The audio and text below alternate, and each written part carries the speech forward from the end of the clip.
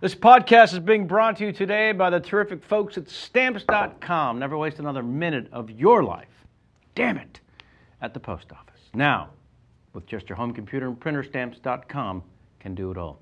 Also, we're brought to you today by GoDaddy.com. Love those sons of bitches. Simply the best for all your .com registration needs. The most known because they're the most trusted. GoDaddy.com. And hey, least we forget, we're also sponsored today by the terrific folks at ManGreat.com with their amazing enhancement system for the grill. Now you can have steakhouse quality in your own backyard with ManGreat. Roll opening credits.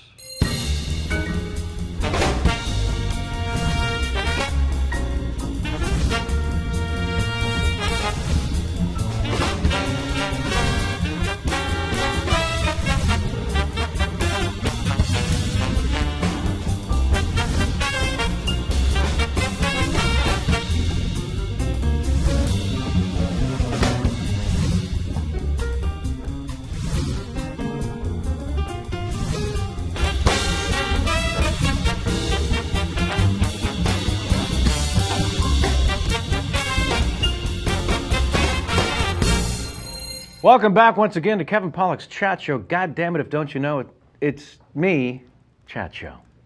Missed you horribly, had a week off last week. Went to the Kansas City, Missouri for some sweet-ass barbecue. Still recovering from all the damn meats I consumed. It's just nothing but barbecue, morning, noon, and night. How would you like your eggs, sir? Barbecued? You're not complaining about the meat.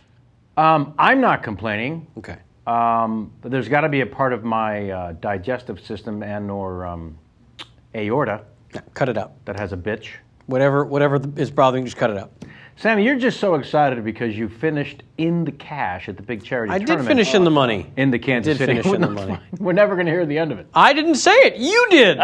So you're never going to hear the end of it if you keep bringing it up. I'm unbelievably proud that you cashed so largely. Thank you, sir. And then little Missouri taxes came a call. Hey, what are you going to do? What are you going to do? Missouri, the government, and I gave most of it back to the charity. It's fine. Yeah, but you finished fourth. Yeah. Our own pal, Josh Charles, came who spent the whole weekend busting my balls why he hasn't been a guest on the show yet. And I said, how about you live in New York, Jew man? Well, he's got a big hook nose. You got to say it. You got to mention it. Right. You can't just say. Is he a halfy? Kike on a bike. No, he's a full. He's full. Full-on kike. Wow. Yeah. Love him, the Heeb. All right. Well, we've made our guest uncomfortable. Already. That's impressive. Yeah. Well, I'm trying to lower the bar. So Children's Mercy Hospital is the big charity there in Kansas City, third annual. We, Sammy and I and our guest and many, many others helped raise $450,000 net in 2 days. Unfucking believable, if and I don't say so myself. Give you a little more stats. Two previous year, $350,000 for the 2 years total, and then this year $450 for just the 2 days. Pretty ass kicking. The Rob Riggle and the Paul Rudd and the Jason Sudeikis, who showed up this year, was kind enough to make an appearance. He wasn't promoting a film in New York. Yeah. Brought along with a little Olivia Wilde, everybody. Yeah. Olivia Wilde in tow. She was a sweetheart. Yeah. I was surprised to be that sultry in the Tron remake or thing. Yep, you got it. Legacy. And Tron Legacy. And nothing but sultry in that damn thing. Those clothes are sprayed on. Hello, is the caller there? But she was. Kramer, those jeans are faded off. I'm going to say down That's all I home. think of. I'm going to say down home. She's very down home. But yeah, so debauchery on bus was also the rule of the weekend, along with the charity tournament. Mm-hmm. Nick Kroll and I did a little stand-up at the giant auction. You both killed it? At the Midland Theater. Scary as fuck, because you've got Riggle, Rudd, and Sudeikis basically yelling at the audience to donate for the auction for an hour and a half, and then, oh, now here's stand-up comedy. Right. Now that they warmed them up into a white-hot frenzy of laughter. Right? Come on out, Kevin. Well, Nick went on first, God bless him, and did a solid 7 minutes on shit, which was fantastic. It was. And shitting. Did he do any characters? And no, he was so fucking deer in the headlights. And all the comedians and funny people and our guests today and everybody backstage standing around the monitors laughing our asses off. So Nick comes off and gives me the greatest advice that relaxes my sphincter and allows me to go out and do well according to those backstage, which was, don't play to those drunk sons of bitches out front in the theater. Play to our friends at the monitor backstage. And sure as shit, it loosened me right up, and I got silly and goofy and had a good time. You were fantastic. That is the point. Of course, the charity lost a little bit of money while you were on stage, but that's okay. They lost. We would lost, have we lost like 16 grand while you were on stage. We got it right back. You're exactly right. That was the number. They would have netted 466,000 had I just shut the fuck up. It's all right though. Well, listen, that's the price. So I want to thank everybody who made such a great stay for us, and we were thrilled to death that it worked out so well. Went and saw the kids in the hospital on Saturday. Sammy was just sanitizing me up. Sammy, squirt me. Give me a squirt. You stole my Purell. Yeah, is what happened. Did at one point. I don't. Sam's fragile. I do not do well in hospitals. I just fall to pieces. But it was great. The Donald Duck sneezing never served me so well. And really, just for the staff and the parents. The kids had no idea what was going on. You know, they're too young. Yeah, they're too young for Donald Duck? They're too young for Donald Duck. That's not right. Donald Duck is timeless. He's been in the most Disney shorts of any Disney character. If only Dan Harmon were here. Why do you gotta like rip off Band-Aids, pick at scabs? Why do you gotta do that? I want to congratulate Jamie on her professionalism that reached new heights in our last show 2 weeks ago, and our guest Dan Harmon basically went after her like the KKK with the first Negro who ever lived. It was the ugliest thing I'd ever seen, truly and honestly. Wow. On her Disney love. Yeah, it was. He was trying to be funny, I assume, but the sincerity and vitriolic effort was. Anyways, thank you for your professionalism. I did my best. You stayed right there. I thought I was going to see just the hat floating, and then a puff of cloud, I didn't have and you'd be gone. This hat's new. This is a this week hat. A new chapeau? This is a this weekend Jamie's hat. I'll say. Jamie, anything else to report before we move on? What do I do? Nice. Nothing. I think you might have met with the production company. We'll talk about. This is all personal stuff. I don't want to talk about on the show. Okay. Nobody needs to know about my career. All right. I got something little I'd like budding to- career I'd like launching to behind pitch the real scenes. quick. What's that? Yes, please. Oh, please, Sammy, you have something. When you're done watching our live show here, and not a minute before, Not during the show. not during the show at all, Not allowed. why don't you head over to funnyordie.com, Because they need help. and I don't know what page it's on. Who cares? They'll find it. What is it? You just type in my name, type in Spider-Man. I did a very funny short for them, and it dropped this week. Wow. And we got a lot of views and a lot of positive feedback, and I think it's very funny. Did you get a lot of views? We got a lot of views. Yeah, that's shit.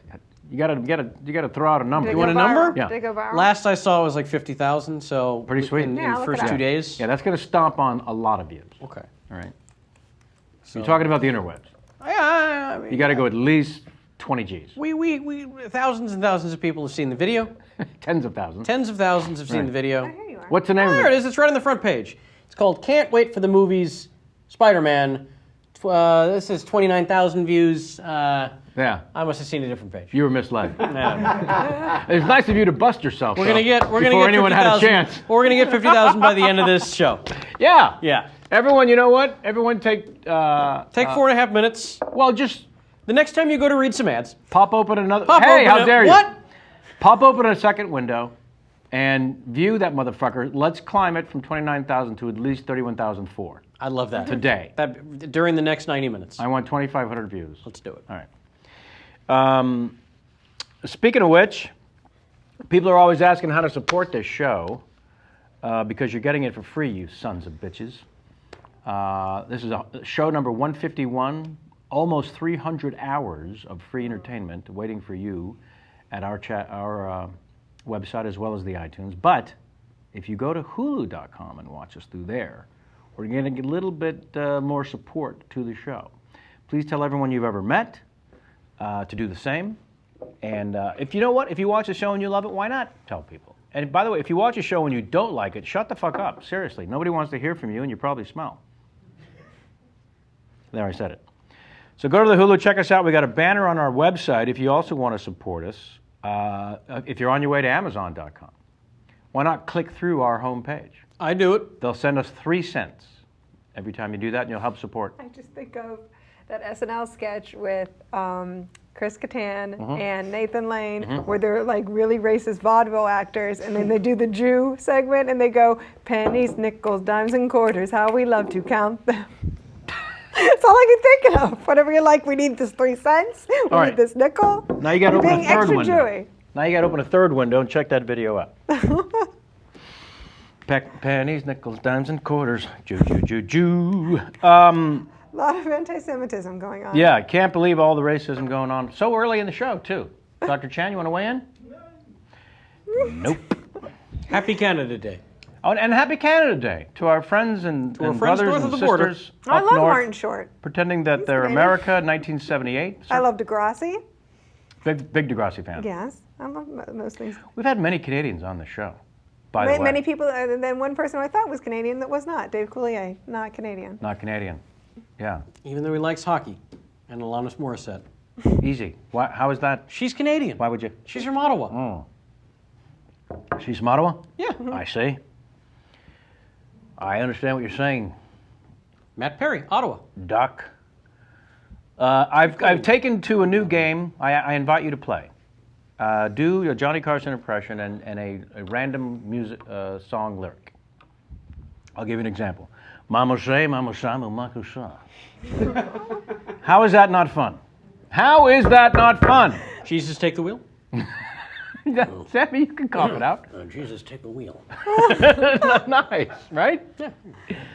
Mama Everyone can said not to. Mama said not to come. Mama said not to come. She died. Purple rain, purple rain.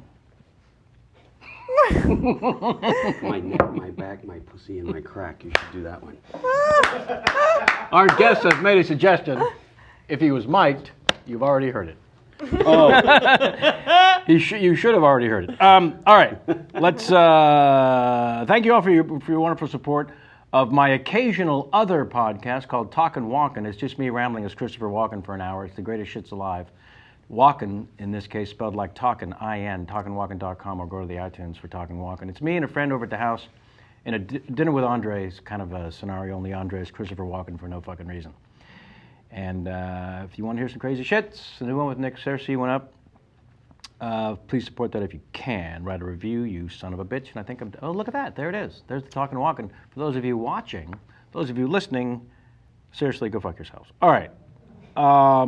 Please subscribe to that and us on the iTunes. And now I'm done bothering you about that. Oh, did I mention a merch page? Do we have an Ask Kevin? We do. This one from Martin in Staten Island, New York. Hi, Kevin. Ask Kevin. Oh, look at that. It's a graphic. I'll keep it brief. Finally, someone has learned to keep an Ask Kevin brief. Is it sometimes strange for actors to work on projects that don't see the light of day, like TV pilots, and then later find it hard to remember that somebody ever saw the work and that it's not a part of the public resume? The work part is the same, after all. Thanks, Martin. So is the question, is it hard to deal with this part of our job? Was that the question? Sammy? I'm not quite sure what the You've question done 17 failed pilots. What's it feel like? Some of them I'm glad never saw the light of day. Right? Most of them I wish people had seen it, Right. but it's part of the job. Yeah, and the ones you don't want to go do. Of I course. found that the hard way, yeah. Yeah. I agreed to the largest kill fee in my own personal history to do a pilot, and the fucking thing got picked up. Screwed me. Yeah. 6 ways. So. So I hope we answered your question, Martin. Thanks. Write to us at contact@kevinpollakschatcho.com with your questions. Be happy to read them on the air. If you offer up a Larry King game, which we did not have time to explain to our guests, so we'll have fun doing that at the end of the show. Win yourself a damn T-shirt by throwing in a Larry King game. You know how to play it. If you don't, go to the site and check it out. We've got Sammy there, I think, in his animated self. What? Walking you through the Who Tweeted game, which we'll play a little later. Yeah. You didn't explain that to our guests. No. Nicely done. Didn't have a chance. All right. We're so unbelievably excited. This is the first time, it's show 151, it's the first time that every member of the staff was excited, because I sent out the blast email, oh fuck, I can't believe we got, and then every one of the staff, for the first time in our history, because usually there's a couple people going, and we've had some biggies. You know, I thought the Eddie Izzard would bring it in from the crew, and a couple people went, For my Joel money, McHale? Jane Campion whipped everyone into a frenzy. That's true. That incredibly talented. I get get excited for like the people I have giant crushes on. It's like Michael Gladys, Ben Schwartz. Like no one that anyone cares about. It's just so I can like sit here and stuff. Yeah. Like that. Ben Schwartz. How about that? How about that poll? She went a little gaga on the Ben Schwartz. Well, he's super Jewy. He's super Jewy. Yeah. So let's put it off no longer so we can get him some more water. Mr. Johnny Knoxville. Thank you, sir. Can I talk now? Fuck! I've been sitting here like 20 minutes. All you Listening said to was this one, horrible Yeah. racism. one dirty lyric. I got gold too. Gold. Ah. I got nothing. Oh, man. Thanks for having me. I want to hear first, please. I want to hear first any memory highlight you might have from the Kansas City weekend because you were there yourself having some fun. First of all, now I'll get to that. Sure. But the Dan Harmon thing, is that the guy who was the showrunner Yes. on, and then he got Yes. canned? Yes. Yes. Yeah. Is he a real wild card? Yes. Yes. Did he come on here when Very he was a angry. dick to you, or Yes. he wasn't? He thought he was being funny, but Yes. he just came out angry. Yes. Wow. 100%. Yeah. He had been to, when we were doing our research, he had been to Disneyland with his girlfriend like a couple days prior, and as you can see, like I'm a huge Disney Yeah, nerd. I got Snow And White. then, so we asked him about it, and he's like, no. He's like, I'm not like you. I'm not like one of those freaks that, is obsessed with the park because your dad left you there whenever you were a kid. And like- Which like- had actually happened. Oh, really? No, but... Yeah, it was brutal. It was just brutal. And I was like, and what? I'm like, do I pull out unsheath my sword and defend the castle with my lady and kill this fucker, or do I try to be professional myself? It was really And how long did it go on? Was Too it long? uncomfortable like Couple the whole minutes. time he was here? It seemed like an hour. It's probably only 4 minutes. It seemed like a week. Wow. No, I changed the subject Yeah. harshly. Yeah. And we moved on. Yeah. Oh, I was just sitting here thinking about that the whole time Yeah. because he really seems to Uh-huh. be getting a lot of press lately. And it He's seems very, like for good very reason. angry man. Wow. Yeah. Anyway, the memories from Kansas City. I would say the bus rides were amazing because you're on there with 20 comics, and everyone has Tourette's and ADD, and no one can shut up, and it's just, and there's booze involved. The bus rides were pretty amazing, and going to the Children's Hospital was really emotional. Yeah. And it's a great hospital, and hopefully we have info we can give out so people, if they want to donate to the hospital, they can. Yeah. We I can want to give that say out. bigslickkc.org. Yeah, there Okay. you go. bigslickkc.org. Thanks, Sammy. No problem. Yeah, it's a great hospital. It really is phenomenal, by the way. They don't turn anyone away. no matter what. Yeah. Which kills hospitals. Yeah. Obviously. Yeah. So I was really blown away. In the wiffle ball game, I know it was a great time. The poker game I was out of quick. Sam, he made it to fourth. By the way, my wife and I sat next to Sam on the plane ride back. Heard about his performance the whole ride back. We wildly went inaccurate. click with our seatbelts, and then he was like, "Well, I read a lot of poker books growing up." Nope, that is not accurate. That's That exactly. is- Oh yeah. And, we know I tried counting cards, but I was. Poker rabbi, come on, that sounds a little poker I did rabbi. not volunteer anything. You Oh. asked and I Oh answered. God. 3 hours. 3 hours. That flight. He tried to fake sleeping a couple times. I wouldn't buy it. Put on the headphones. Yeah. Mama. That didn't work. Nope. But Sorry. but he's very accomplished, and I guess you have a big Tuesday night game. I'm just finding out about. Yes. And since I told him I suck, he's like, "Oh, you got to come over. It'd be so much fun." What an ass. Pretty much.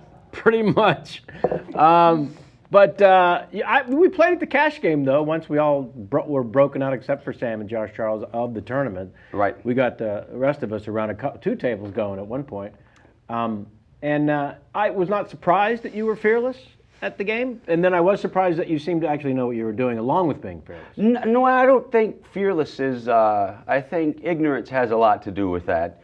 My thing is I can't shut up, and I can't.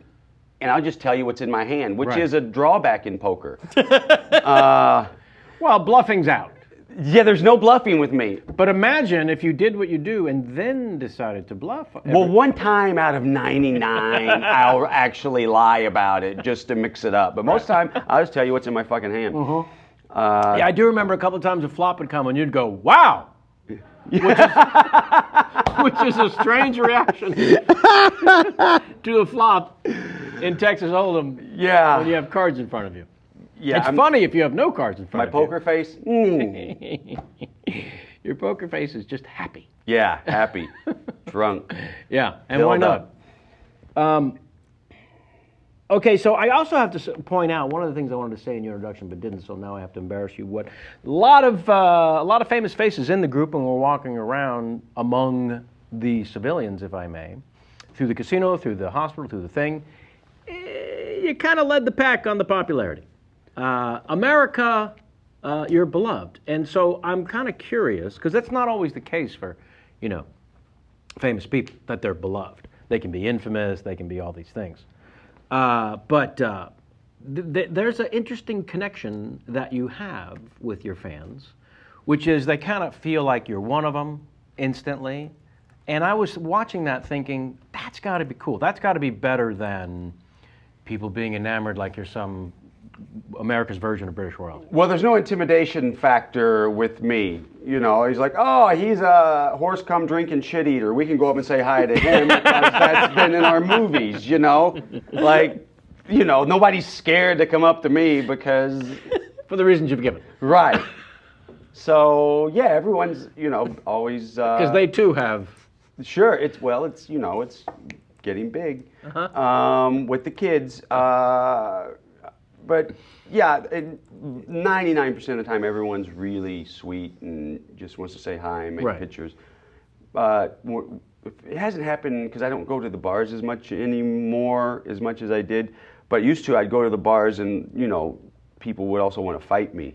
And I read that in the dossier that J-Max kind enough to put together Holy each week. shit. We have pages, sir. Yes. We have pages. And I read about that and I was thinking, why would people think just because you want to damage yourself that you'd be a tough guy in a bar? It is a strange connection. They think that they're going to prove they're tough by beating me up, but I can't fight a lick. No. And they should know that. Go find someone with the ears all melted over, like some wrestler. Yeah. Look for that guy in the bar, then fight him. Me, you're not proving anything by beating me up. It's happened many times. Yeah. I guess when you stand in front of a raging bull or buffalo and take a shot to the midsection, they think, well, clearly he thinks he's tough. I guess that's the connection? Maybe. I don't know. But they should know better. You don't do that because you think you're tough. No. You do that because it makes you laugh. Yeah. That's what I get from it also, by the way. Yeah, we just want footage. And unfortunately, our idea of getting footage is that's what makes us laugh. So that's what we go after. And that seems like the criteria, though. When you and Butterbean fought, did you get one punch in?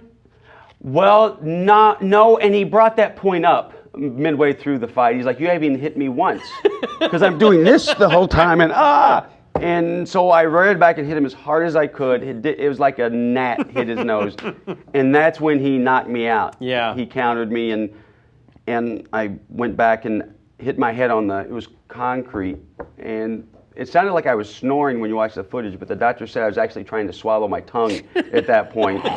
Yeah, my tongue was like, this guy's an idiot. I'm just going to end it for him. I cannot stand being a part of his body any longer. I'm going to choke him out. Yeah, I'm going to choke him out. And then your lungs tapped. Yeah, the lungs tapped. And wow. Yeah, well, it seems like there's been a lot of conversation with you about how the origin and all that, and I know you've talked about it, but it seems like a lot of it was... Did he say orgy? Yeah. Yes. Or origin. Origin. I was like, wow. Yeah, like the article you're writing for Big Brother and getting the cheapest bulletproof vest they make before you shoot yourself with a .38 caliber handgun. Well, my mom had given me like $300 for Christmas that year, and that was all the money I had, and the only vest they had in that price range was the cheapest one they had. Made of paper. Yes. So that's what I got. And I called them and I asked them, I said, okay, I'm thinking about getting this vest. Is it a really good vest? And they said, you're damn right it is. And I said, good, because I'm going to shoot myself at close range with a 38. And they're like, can we call you back?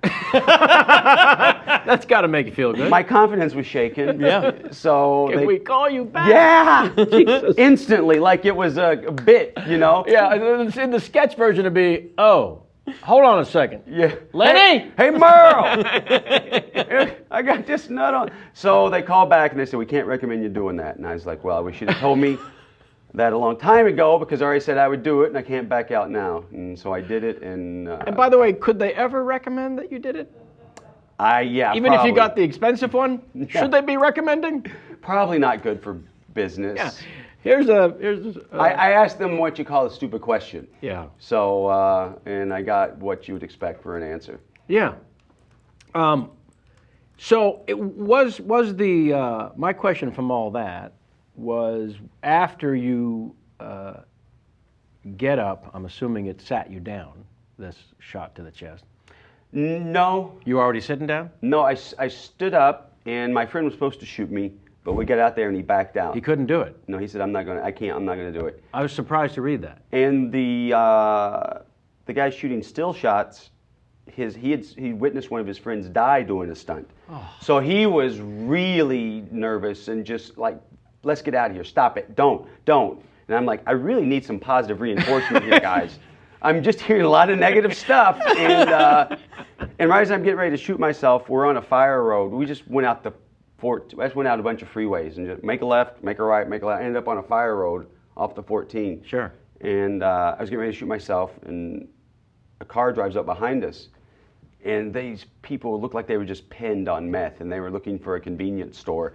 And I'm sitting, I got the gun behind my back. I'm like, yeah, you go down here, make a left, make another left, and have a good day. And they drive off. I'm like, okay. Let's do this. Let's quit fucking around. Yeah, those kids seem happy for me. Can someone put a smile on? I got a trigger to pull. Right. That was the only bright spot, were the meth heads. Okay, so it didn't sit you down, this shot? No, it felt like someone punch? took a shovel and hit you in the chest, and it dispersed it like that, and it knocked me back 4 or 5 feet, but I didn't go down. Pretty good bruise. I'm assuming. I don't even remember, man. Yeah, you can't keep track Now, of bruises. why did you go 38 and not say 22? Because it would take a 38 up to a 38, and doing a 22 seemed like really getting off easy. So I was like, I'd rather kind of let's see what it can do. The vest said it can handle up to a 38. Look, Merle told me on the phone it could take a 38. Yeah. By the way, Sam, where were these questions on the plane ride? This didn't come up. He was too busy talking about his hand. I was talking about poker, and he was throwing tampons. Oh, I that's don't know not what to all tell we you. talked about, but I'll cut you some slack here, Sam. Thanks, Mel. Now, Johnny Knoxville, of course, not the legal name, and of course you were raised in Detroit, which I found surprising. I find that surprising too. I love one of the interviews. First of all, an amazing interview for Interview Magazine with Brad Renfro. That was pretty fucking sweet. And I loved how he started the conversation by saying, Knox Vegas. My ex is from Cookville. Yeah. And they all call it Cook Vegas. It's all I ever fucking heard. So when I saw that was the first thing that he called you, I just thought that was... We're pretty creative back home. Yeah, you are. Yeah. So Knoxville, Tennessee is where it all starts. And I've got to hear, just a little bit, please, if it's true, for example, that Big George was probably going to kill Boxcar for scaring the shit out of him in a gorilla suit if your dad and others hadn't pried him loose. Yes, that is true. Do you want me to tell you that story very quickly? My dad would always pull pranks on people that work for him, and Big George was one of his primary targets. And Big George is about 5'8", 5'9", arms like your legs, 300 and something pounds, and he couldn't read. And so Dad showed Big George a picture in the paper of there was a gorilla on the front page, And Dad said, "Look here, George, a gorilla escaped from the zoo." Which was not true. No, it was just a picture of a gorilla. I don't know. And Big George looked at it. He'd always look at it for a long time like he was reading it.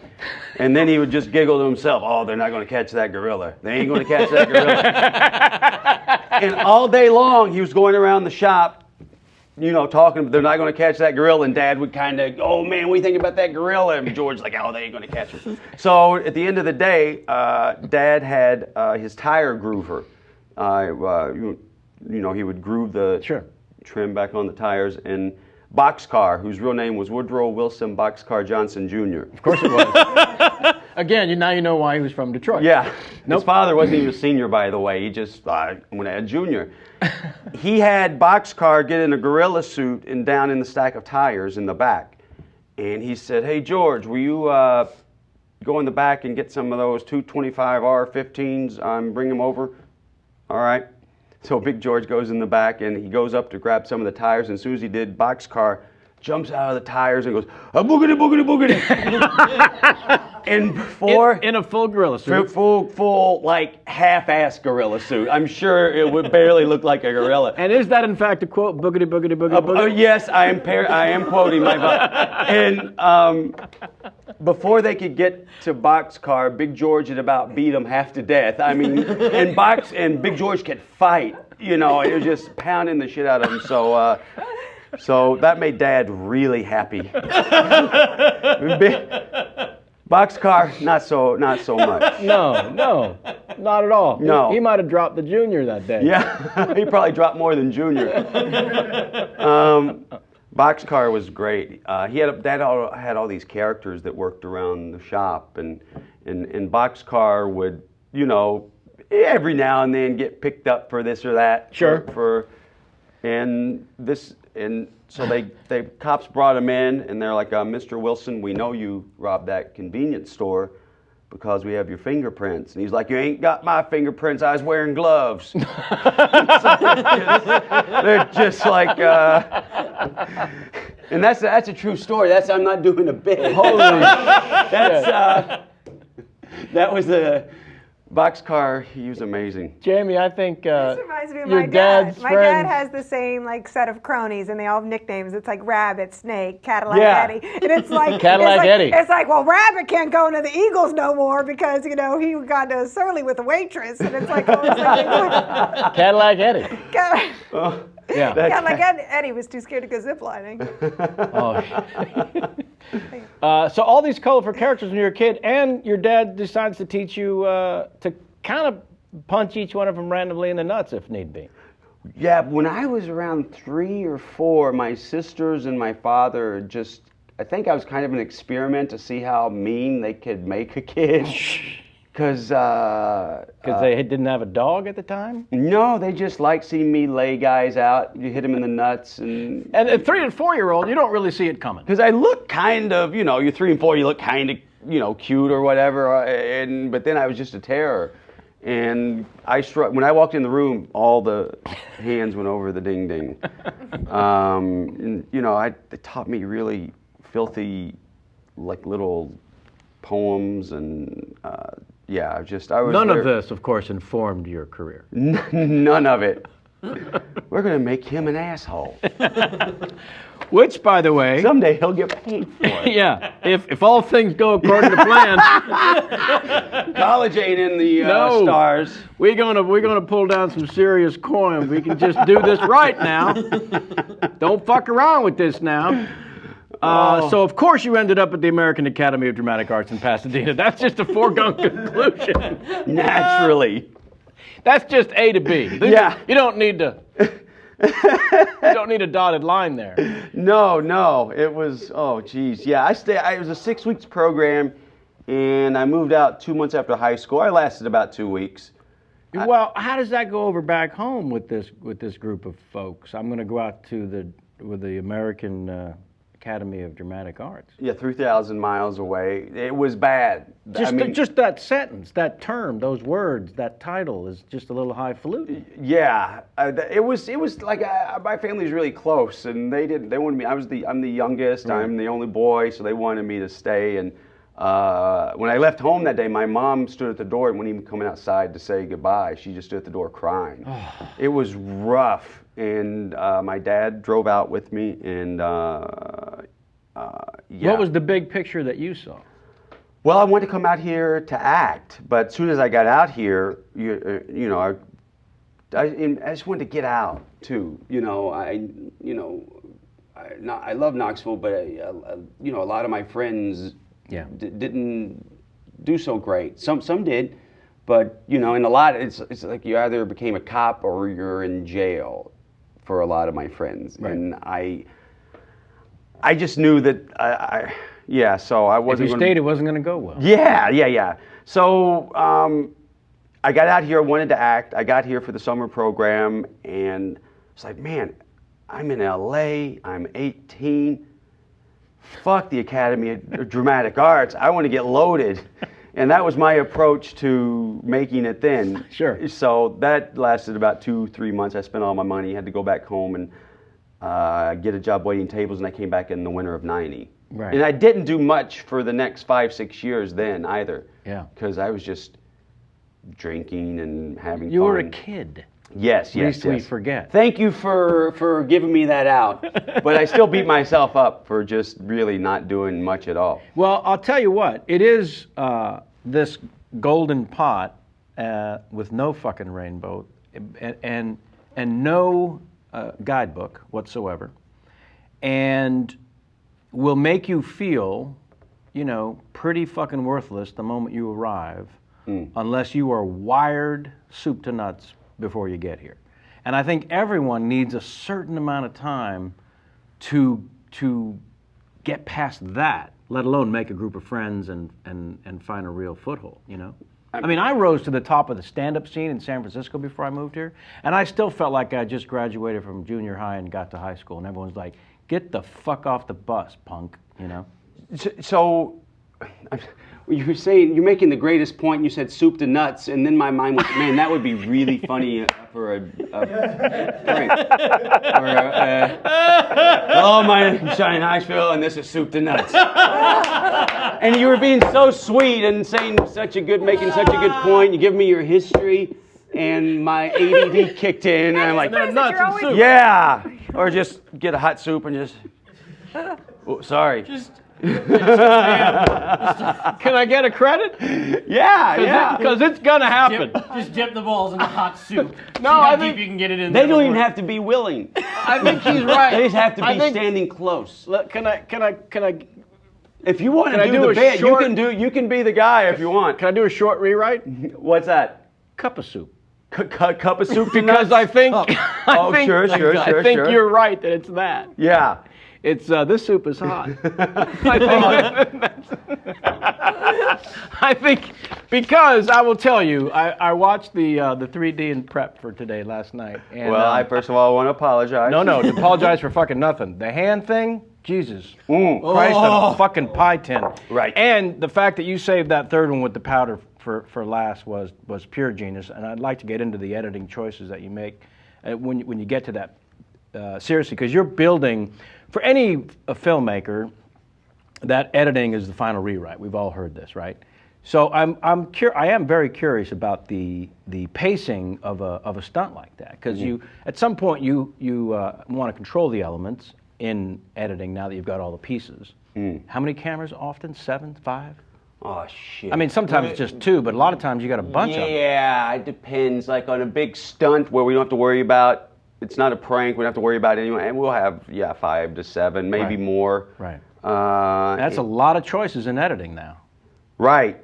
But but it's pretty, you watch it back and you see the angles that work. You can just. That was my point about the big hand thing. Because in the first 2, you're using a similar angle, which is straight on. And then for that third one, you got that fucking profile coming off his feet in profile, and holy fuck does because that was one of the only angles you could see. He was from standing to that, and and anyone can make that decision because okay, that's the funniest angle. It's not brain, surgery. So yeah, but I mean, his feet were like this, and then they were like that in a matter of Well, second. he was late for work that day or the day before, maybe that day. It was Bam, right? Bam, and Yeah. so we added an extra spring. No,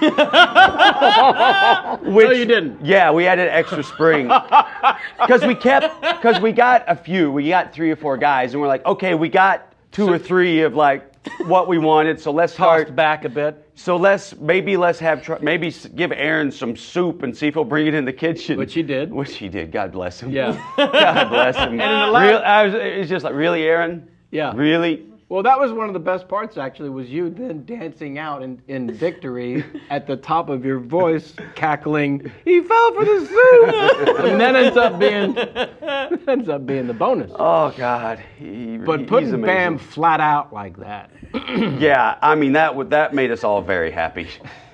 We knew we had a bit that it was going good, then we knew, okay, this is great. Yeah. So, and Bam didn't mind.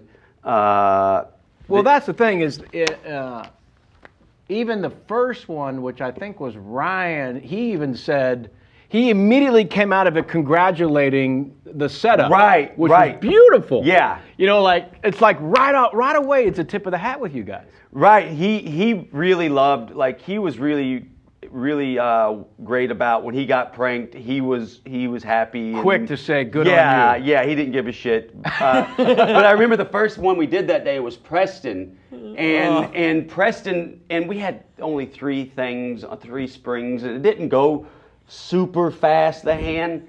And so he saw it, and he started running back, and it hit him at a weird spot. So he went down and he grabbed and twisted his knee. And he's like, "Oh Jesus, oh Jesus!" Nothing funny. It was just dark. And we're like, "Are you okay?" "I'm sorry, I felt horrible." And it's like, can someone help him over to the side because someone else is coming in? But Get him out of here. But we felt bad. So it was like when the bit starts off like that, you're like, "Oh!" But it rebounded. Yeah, it did. That's why it's great to have 9 guys, so you can just keep trying it. Right. I do like the various ways that these bits get designed. I think is it Bam that faxes them in? Right? Bam, he doesn't write them. He just draws really funny pictures and sends them in. It's like Charlie on Always Sunny. Yeah. Can't write. Keeping the Just diary. Just the drawings. And what was it? I saw the faxes came in, and then what else? Something else was making me laugh really fucking hard about just the design. And also, are any of them fan submitted? Do you ever? No. Because I imagine you get fan submitted like crazy. No, because no one knows where our office is, because we're not at MTV or we. But even through emails and letters and stuff, there's no way to. No, the only time we ever took and I think this is true. I'm trying to think, but I think the only time we took a fan recommendation is when we were in a bar in Orlando, and a little person came up to me, and he said, "Hey, can I be in your movie?" And I said, "Well, if you go over and hit that guy in the nuts, maybe." And so that was our director, Jeff Tremaine. Right. And he just goes over and brutally hits Jeff so hard in the nuts. Jeff instantly takes his beer and throws it in the guy's face. So he comes back to him. He goes, "Now can I be in your movie?" Dripping in beer. Dripping. What can you do? And so he kicked himself in the head, which Wee Man did in the first movie. And he also stood up and put his head on the ground and walked in a circle, which was funny, but kicking in the head was funnier. So that was the only, usually ideas just come from the cast, crew, and friends. Yeah. So. Oh man, that fucking made me laugh so hard. And then, oh yeah, here it is. Crude drawings, Bam will fax his ideas. And then I was thinking about this, and then it came up in some of the research, which was the last minute sort of decisions to not do one. Right. And I love that Gary LeFew, is that how you say his name? Yeah. Who's the bull handler. Yeah, he was world champion bull rider in 1970, and he gets all the bulls for us, supplies all the the bullfighters, and right. So. And there's guys standing off camera should stuff go horribly, horribly wrong. Some of his crew be the ones to... Well, if something doesn't go horribly, horribly wrong, we do it again. I'm sorry, horribly right. Yes, Yeah. thank you. They're there to stop something horribly right from happening. But he said at one point while you were doing one of them, hey, you guys, hey, we got to keep the energy positive around these bulls. They're going to pick up some negative stuff. And it got me thinking about when it gets too hinky on the bad vibes that you decide to dump a stunt. I saw one example I thought you might shed some light on, which was the bouncy house with the generator attached. Oh, that was awful. Yeah. It was just, we had a good idea to go, bouncy house, to go down a huge ski slope. Bouncy house. And with Filled all with the cast inside. All the cast. Yes. And so we were going to do it, and we were waiting around to do it, and someone died on the ski. Nothing with us, but if someone that was at that ski slope, they died. Randomly died. Yeah. So that was like the first big awful thing, and so there's a little negativity in the air. Yeah, that kind of sucks. And then one of the guys goes up and sees the setup, and it's a top Donner's Pass. Those of you not familiar with the Donner Party, perhaps you need to open a fourth window. What a party. Yeah. And so, and the incline was in really crazy, the top Donner's Pass. And one of the guys went up and saw the setup and came back down, and he started telling all the other cast members. So someone died, all the cast members are getting freaked out about the setup. And we went up finally, and everyone's feeling like hell about it. And I looked at it, and I get up there, and I mean they had a huge snow plow that was going to drag it down to where they could drop it. But the snow plow could only go so far; it was going to go down with us. Oh. And they had a 150-pound generator behind the bouncy house, which to keep it blown up, but that's another problem. That's going to come down the hill with you. There's like 6 or 7 things, and I'm like, I'm not going. This is not right. Let's save it for another day, because every day we have something that could happen really terrible, and most of the time that's what, not really terrible, but it just there's too many bits and stunts. So and Mr. LeFew's right. If there's any negativity, it affects how you go into a stunt. Yeah. And when sometimes your life's on the line, you gotta commit. Because if you go into a stunt and you're going to be scared. You're always scared. But if you're feeling negative, you're not going to commit. And if when you don't commit, bad stuff happens. And people can get hurt worse. Oh yes, I would absolutely. think. If you're not in the right.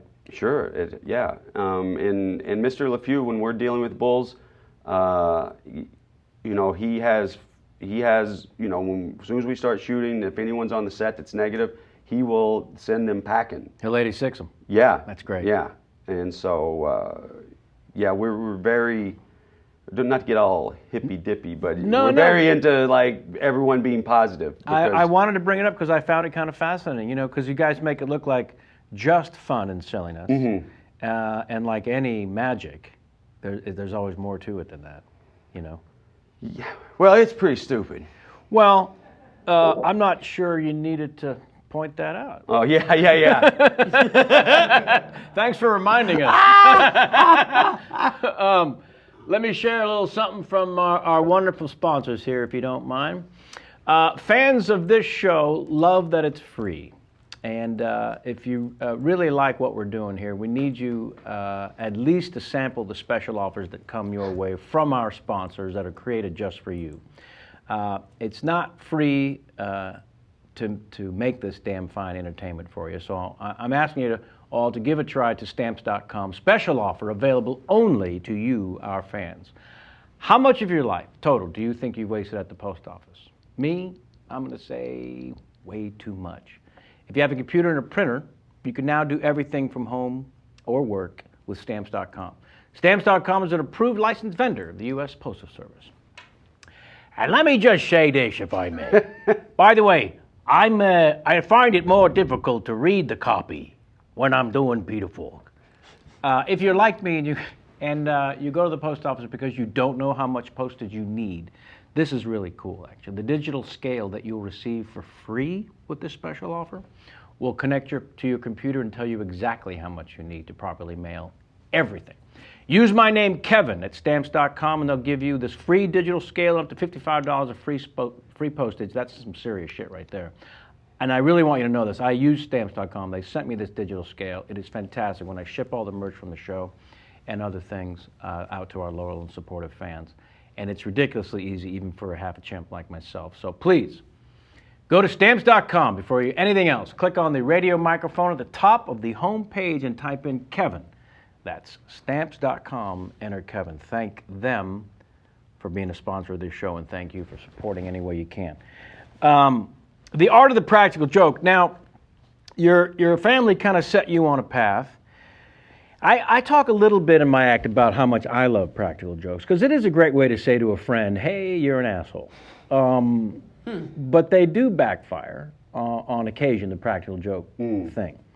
And not just in a way that somebody gets hurt. But one of the things I found in the research that I really loved was that it wasn't just the family turning you into a prankster. It was Tom and Jerry, a little bit.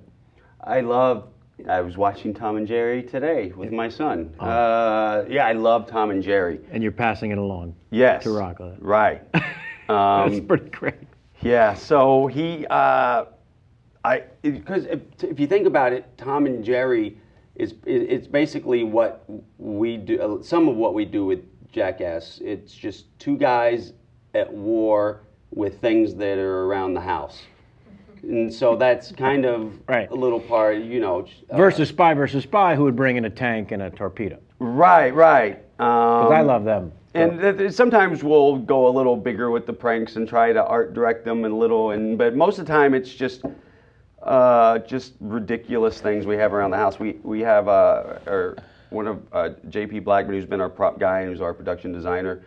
He's like he walks around the set. He's like a guy selling blow on the street. He comes up to me and he opens his jacket. He's like, "Hey, you want this?" And it's like a paddle with a cactus on the end, or he's like, "Here, he's got grip clips and a stun gun," or "I got this."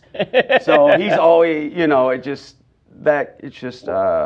it's always perpetuated on the set. Yeah. And what you're talking about, sometimes the pranks go too far. And at the beginning of a film, everyone is just psyched to be back together, and it's all fun and games. But 5-6 months in, it's like post-traumatic stress. I mean, if you can freak someone out just by going up to them and just tapping them on the shoulder, and they're like, it gets really it gets a little hairy at the end. And a lot of that is due to simply that you guys need to be on edge, on watch, against each other, 24/7. Right.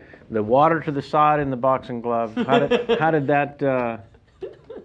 That was, I think, that was Jeff Tremaine. Since we were doing 3D, he wanted to just do the boxing glove water thing, and so yeah, that was a great runner. And Bam he had the best swing. I tried it a couple times, and I just. Yeah. But Bam would come from way down in Louisiana. Haymaker. Yeah. Big haymaker. So, yeah. Way down in Louisiana. That really worked out for us. What about the buzz cuts? Oh, that was from the first one. Yeah, that was just things we would do, like to each other in bars. And so we just started doing it on the show, or that was in the movie. It was in the movie. Yeah. So, yeah, you have to be on edge at all times. Yeah, well, it's not just covering the ding-ding either. No, because it's like the Three Stooges. You cover down here, they hit you up here, and right. So, but I mean, just being sort of on edge, and I understand that it does start to create the stress disorder, but also on a creative side, someone gets in the pocket, in the groove, so much that there has to be an intervention that says, we got to stop now. Yeah, they've had interventions with me before. Yeah, a couple times. Because I get a little excited, and I guess is the reason. It's a drug.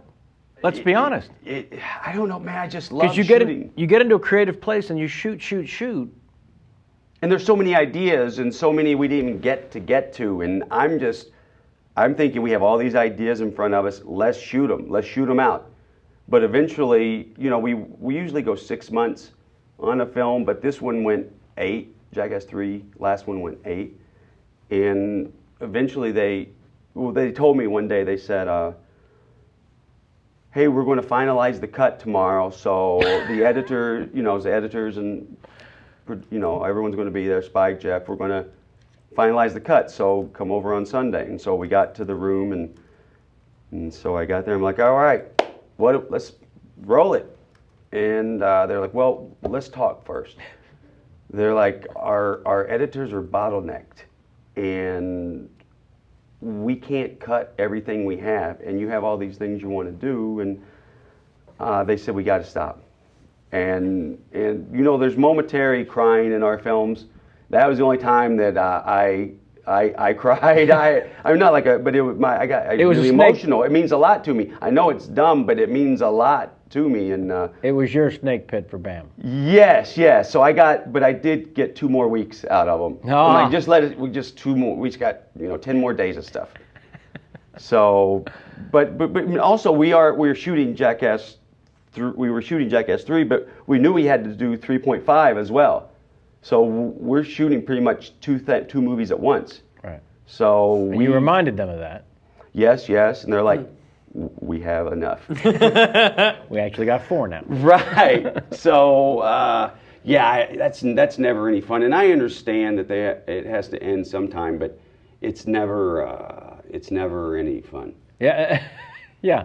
But for real, I mean, it really is a powerful drug, that creative force, and all the things that go into it. You just get so locked in. Yeah. You know, I would get up like at 6 in the morning and just. But who has a job like that they race? You know what I mean? There's no snooze alarm in your life. Yeah, I mean, I've learned to not. I keep all the stuff. We keep it like in the group. Yeah. The pranks and Sure. stuff. I have pranked people outside the group before. They don't get it. No, and I think it hurt one of my friend's feelings, because if I get locked in on you, I'm just going to keep going and going and going, and then this guy, he got his feelings hurt, and I felt really bad. I'm like, okay, I can't. I had to, sit down and apologize, and I'm like, I can only do that to the guys because it's a very. Well, like we were saying about Ryan, how he would spring up and immediately say, that was fucking awesome. He loved it. Right. Yeah. That's the response that fuels the design of the stunt. You know what I mean? It's knowing it's going to go that way. Yeah, well, yeah, it's just fun. We're all friends and we're all having fun. But if you're outside that group, and yeah, it's just it doesn't translate. Right. It doesn't travel. It doesn't travel. It doesn't play in Peoria. No. Your fans want to ask you questions, as you were kind enough to tweet out your appearance here. We have this wonderful live audience. The number shoots up with our live audience when we get folks like yourself. So we like to bring in the fans when possible. This question comes from Elaine and TR. They're tremendous friends of the show, and Elaine is our social media genius. Love the wild and wonderful whites of West Virginia, but we've read horrendous stories about the filming. What was it like working with the White family for yourself, Nitzberg, and the crew, and would you consider going back to West Virginia to do a second doc about the whites? Well, it was. Thank you for the question. Yes, thank you. It's a good one. It was quite an experience. I never went to the set, because once I go to the set, we're no longer filming the family, that we're filming the family's reaction to me, and right. That's not part of the story. So I stayed away, but it was the Julia Nitzberg and Storm Taylor and group of people, our producer Storm Taylor, they were with the whites on and off over a year, and I think Storm had 2 death threats that he had to take very seriously. How seriously? Like call in protection? No, we didn't call in protection. It was we just didn't go film those days, you know. So Quick little background on the Whites for people who might not be in the Whites. It was. I had seen a documentary over 20 years ago called Jesco White, the Dancing Outlaw. He was a mountain dancer slash Elvis impersonator, and he was super charismatic, and he just would say and do these outlandish things, and it was a huge underground hit. And I think I saw like a 6th generation copy on a VHS tape, and I was obsessed with the doc. 30 minutes long. Wow. And there was a part 2, which is 30 minutes long. It was pretty good, not as good as the first. So now I'm getting into how the second film came about. One of my friends, Greg Pestoni, said that I know one of the guys that worked on that production of the original Jesco documentary. So I got together with lunch with him, and he said, I have all this 5 hours worth of footage. And he was telling me all these stories on Jesco and his family. And we initially were going to just interview like people who had watched it, celebrities, and release the other 5 hours of footage. But then we got to talking like, well, let's just go there for 3 days and see what they're up to now. And they're full on. They're just a very charismatic, wild mountain family. They get crazy checks from the government, and they just party constantly. Crazy checks? Yeah, that's what they call them crazy checks. And they go down. I think they grew up in a culture where the coal mining companies came in and exploited all the minerals and the people in the town, and then just moved out, putting nothing back into the community. So they had been screwed over for so many years by the coal companies that it created all this frustration. And so D. Ray White, the father, Jesco's father, would send his kids down to the I don't know where the health clinic to fill out forms, and that they had mental problems so they could get money. So he figured if the coal companies were going to fuck them, they would. So they'd send him checks. Well, they figured they were owed something. Right. And so I think that's more than a few of them make their money. And I forgot what I was even saying. Well, when you went to check them out for 3 days initially. Right. And we came back with this, it was crazy footage just for 3 days. Just conversations with them? Yeah, just following them around and what's going on in their lives. And it was so dramatic and mind-blowing. I think we got something here. And so we all sent them back, enjoying. They stayed with him for a year.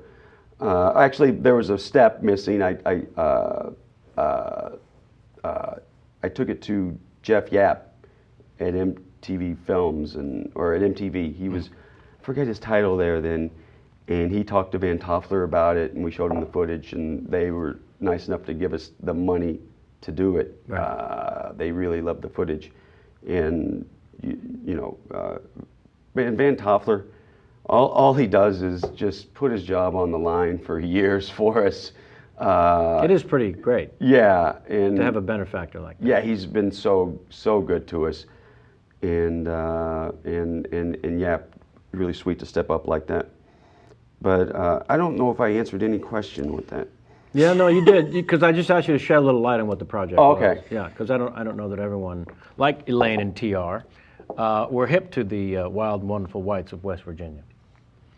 I guess that's on Netflix Instant right now. Netflix Interest right now. Yeah. Instant. Or Netflix Interest. Instant. I'm interested. Get on. And then we have a regular opportunity for the audience to ask you a question in the form of what we call here Tweet 5. T5, T5, T5 forever now. Wow, you really shot the moon on those graphics, huh?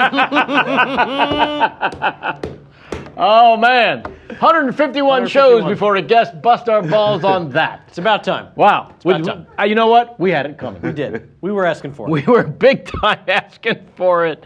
We think we're so clever with our fucking bullshit graphics. I loved it. It was Sure. funny. And Dave Keckner. I killed it, Oh as my always. God. How much fun was he in KC? Just easy. You want a crew on him for a year. We were playing the poker game, and instead of music or anything else during the poker game, which lasted for hours, not my poker game, lasted 30 minutes, but Keckner, instead of music, he was just up there doing shtick for hours. 5-6 hours commentary. And people at the tables would go from, oh fuck, well, he's got to stop, and then they would start laughing because he's so funny. Yeah. You would go the roller coaster with him. And he was just going for it. He's like, I know this is probably annoying, but I'm just going to go for it, and you're going to deal with it. And he committed so hard that it was brilliant. Yeah. I love Keckner. I got to work with him before. You guys done a couple projects together. Yeah, we have, yeah. Yeah. He's a dream come true. Am I yelling? I feel like... Okay. No, this is your indoor voice, though, right? Yeah, So- I'm really loud, so No, I it's apologize. all right. Don't Hope sweat. they can tweak my...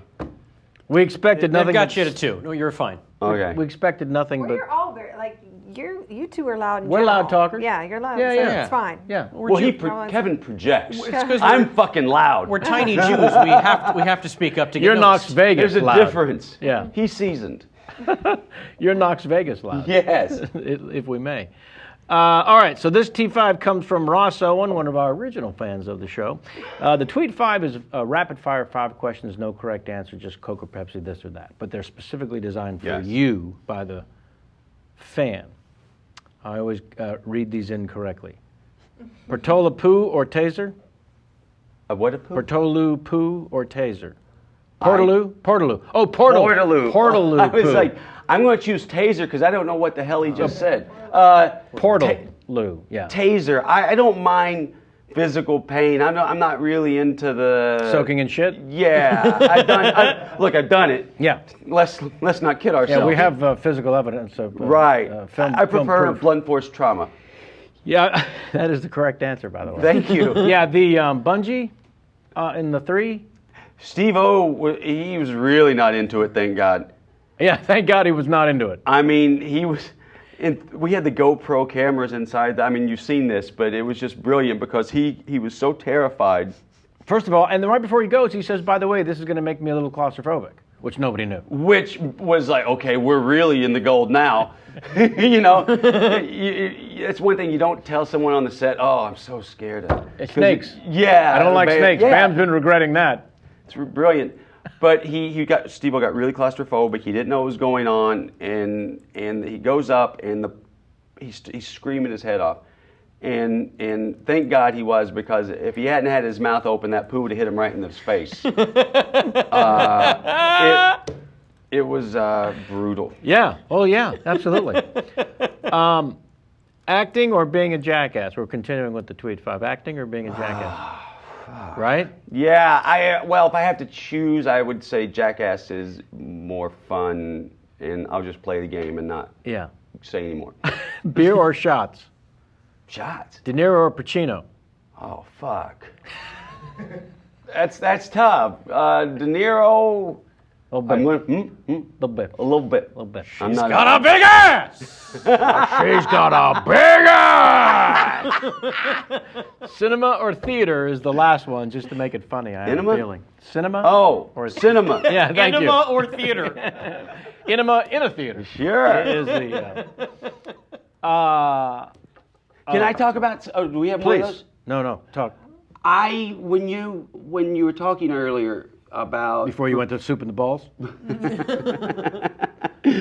No, about when you were performing in Kansas City and you were very nervous until Nick Kroll came off the stage And said that. play. And you still get. I mean, how long have you been doing stand-up? 30 years. And you still get nervous sometimes? I never actually get nervous. There's a weird thing in me until I know there's a room full of my peers backstage watching the show. Right. If I'm performing to nothing but strangers, I'm fearless. Right. Yeah, I'm more comfortable on stage than anywhere else. But a group of my peers sitting in judgment, holy fuck. That's not good. Right, because you're thinking the audience is wanting to have fun. They're going to love me, and backstage they're going to be doing they're this. judging. Right. Pandering piece of shit. What the fuck is he doing? Did he just do Jack Nicholson? Which was great, by the way. What? Is there a more hackneyed impression? No, you killed, you know, so like... But you know what I'm saying? But that's I find that sweet for some reason. That I get nervous? Yeah, and... Yeah, I'd give a shit? I did stand up when I was 15 once, and I was terrified. Absolutely terrified. More so than standing in front of raging yeah. buffalo. I'm scared of crowds. I get really... That are all looking at you? No, they don't have to be looking at me. Just crowds freak me out. But to go on stage and they're looking at you and depending on you for entertainment, I was like, I would rather stand in front of a bull than be here on stage. Is there any way that instead of doing this, we can get some buffalo to chase after me? Yeah. No, I really admire what stand-ups do because it's something that scares me so much. And for you to go out on stage and just be fearless, that's something. I may need that quote for a poster next time I appear in a live venue. Sure. This scares me more than anything I do, ... Johnny Knoxville. That would... Yeah. And the merchandising. Think of the merchandising. Why you look at me? Why you look at me when you say that? How did you know she would love the... Spaceballs. Spaceballs reference. Merchandising. Spaceballs the flamethrower. Boy, I love the I guess you saw the I wish I could remember whether it was what part of Asia this artist is from, instead of just saying the Asian artist, who paints himself into the backdrop, and then you did that in front of the bull. Right. I can't remember his name right now. Lee. See if I got it. I can't remember. Takashi. Yeah, whatever. He's a really brilliant artist, and I did see some of the things he did, and I thought, well, that's interesting, but that's half a bit. Yeah. You know, you can't just go do that because no one's gonna. So we tried to think of what to do with it. Yeah. So we decided to put it in a bull ring because, man, I've worked with a lot of people and no one ever delivers like bulls. I mean, they just, every time. They get it. They hate you, and they're going to try to kill you, and they just love getting footage. Yeah. They're camera whores. I really love bulls because we've had so much, I just love them. I found the Ram to be pretty giving in terms of performance as well. Wasn't he a little dick? Well, he did not stop to have a snack. Yeah. He had one goal in mind, and that was Charlie Horse. The deepest, most painful Charlie Horse you will ever feel. I stepped out of that bit, and I regret it, just because they were going to do the Ram that day, and the next day was Jared Allen, and he was flying in. I was going to catch a pass over the middle and do some things with him, and it was a bigger bit, and if I get, Charlie Horse. Yeah, then, or, something twists, then I'm out of that bid, and so I really reluctantly stepped out, but it turned out great with Ryan and Steve-O. Well, it was What a team. What a team. There was no communication between the two. Steve-O hung on the fence for like 5 minutes. We didn't show that in real time. It was like 4 or 5 minutes. And he couldn't get off and he was wearing my cousin's jeans. Super tight. Was just stuck. Yeah. Bottom of the pant. And I don't think he was really trying that hard to get off the fence either. Because he sees Ryan The Ram was relentless. Yeah. The bulls take their time a little bit. They got some dirt to scratch. Yeah, the Ram.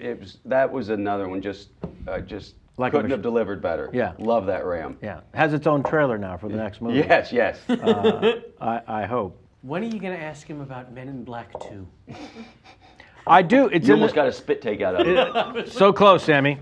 I do want to ask about stepping into the highfalutin 3-ring circus of that giant of a studio budget, because that alone, You know, I did this movie with Schwarzenegger called End of Days, and some people have asked the straight up question, seriously, what the fuck? And the chance to be under the $100 million big top and as third lead in a Schwarzenegger extravaganza was a yes. That's just a yes, you know. So just on that level alone, how bizarre and fun. I love Barry Sonnenfeld. You know, Yeah. I had done a movie with him previously, Big Trouble. Big Trouble, which was supposed to come out like September 12th, Right. 2001, and there was A plane. there was a bomb on the plane in the movie, or it's just Yeah. the worst timing ever. And but I love Barry, and he offered me this thing in Men in Black 2, and that was like my, I don't know, third or fourth movie, and I still, when I walk on a set, it's not as bad as it used to be. When I walk on the set, I figure I'm getting fired pretty soon. Yeah. Someone's going to say, what the fuck have we done? Yeah, the read-throughs, really, I hate read-throughs. Table read in front of everybody? Yeah, it's so nerve-wracking. Because you feel like you're auditioning, even though you got the part. Yeah, and you are, because if you suck in the read-throughs, Guess what? you're going to be gone. Yeah. And so, there's a, what? Was I'm it giving faster, him, funnier? No, I'm giving him the next copy read for the ad.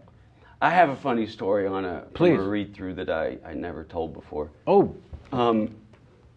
It was for Big Trouble.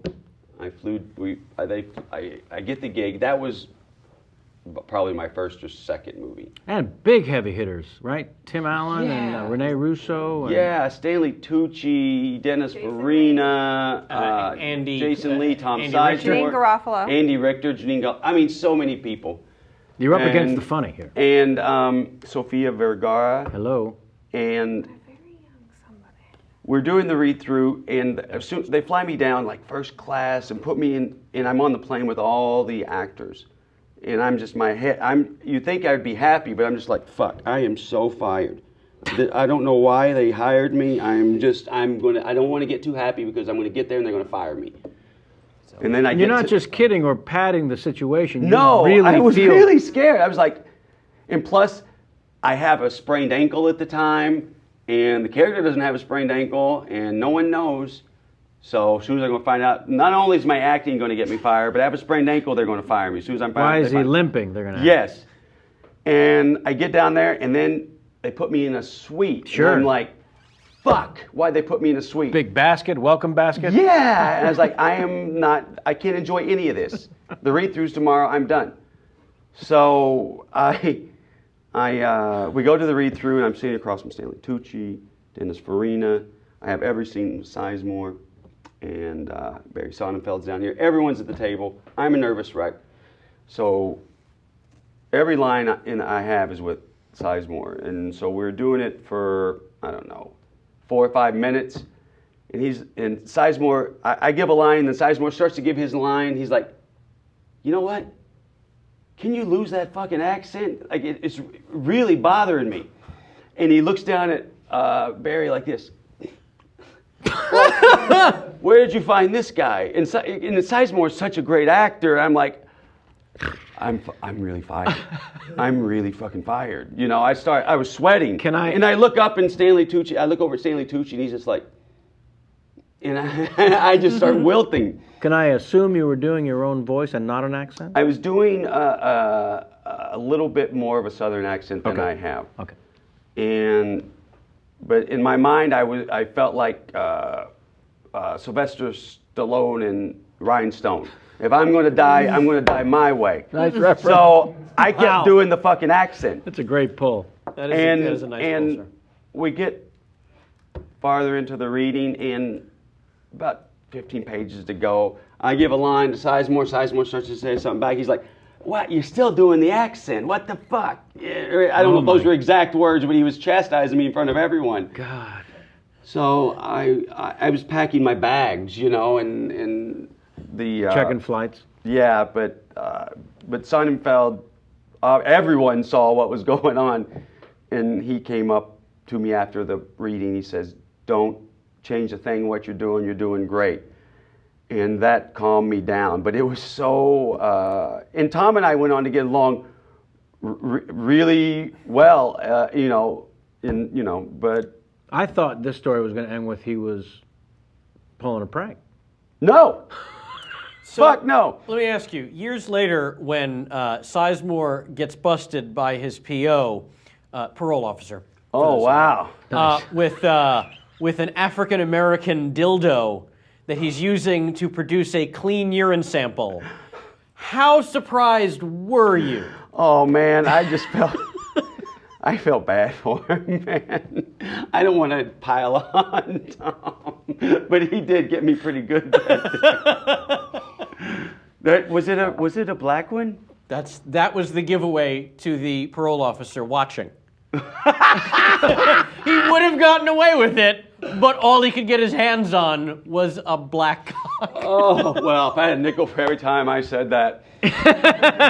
All I had was a black cock. Come on. Speaking of which, because of Spike putting a little more powder in the load of the dildo cannon, you lost yourself a tooth. Oh, right. How's that for a transition, by the way? Nice. Anybody? Somebody? That was wonderful. How we do it? That was Spike makes all these beautiful films, and he's so like respected and just. He's a genius. He's We're a talking about genius. Spike Jonze, in case anybody's catching up. He's brilliant. Like when he talks, I listen. But he also is like Tremaine says, he's a dick. Not in a bad way, but he really wants to get the most out. He'll do like we were doing now I'm mumbling. No. But we were doing the dildo cannon. I had a bowl of dicks that were exploding in my face. This is for the beautiful 3D. closing shot of 3D. Right. And one of the things I found interesting, forgive me for interjecting, but the opening and the closing you wanted to shoot on film to have a real cinematic and 3D experience. Well, we shot the beginning and on the red cameras as well. Right. So the whole film was shot on those cameras. Okay. But the first two were shot on film, and the rest, and then 1 and 2 were shot on video, the movie, and then the first. So the idea was just to make the opening and closing just a little bit more. Spike shoots. He'll come in and help us out and shoot. Do the opening closings for us, which is great. But yeah, we were doing he said, well, what should blow up in your face when we do the shot? I said, I don't know, bowl of dicks. Just throwing something out. He's Sure. like, that's good. But anyway, I had there was a air cannon about 5 feet from me, and we did the first take, and it was shooting dildos, and yeah, they didn't come out fast enough, so he made them move it about so much closer and give it like 3 times the power. Sure. Yeah, I got my tooth knocked out by exploding dildo, which is funny when you go to the doctor. Right. What happened? Yeah. Well, Doc, you're not going to believe this. It was a top tooth. It was too. a main top. Yeah. There was some heat on it. Was it a baby tooth? No. It was one of your main upper chewing teeth. Yeah. Fancy chewing teeth. Please sit there comfortably while I tell the folks at home and around the world how they can help support the show by using GoDaddy. They've got an offer for you, our fans, as well. Get your .com for only $5.99, folks. If you're going to get a new domain name and you want to set up a new email address, the place to go, I promise you, is GoDaddy. It's easy, it's affordable, it's a name you know and trust. It's the one I use, damn it. And here's the deal. You need a new website, fan blog, Son's Little League team, fantasy football, what have you. You got to get a website. Right? So some people get them for their pets, for example. You need to start with a domain name. You need to know that, for example, Johnny Knoxville is an awesome son of a bitch.com is available, as is Kevin Pollak is a suckup.com. Yep, GoDaddy.com is the most popular, most recognized. Please go to GoDaddy.com for a limited time. Fans of this show can use a secret code and only pay $5.99 for a new .com name. That's right, $5.99.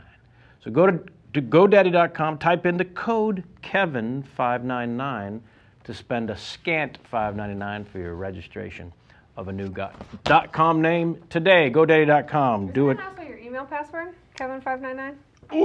Damn it! Why would you tell every? Are we still rolling?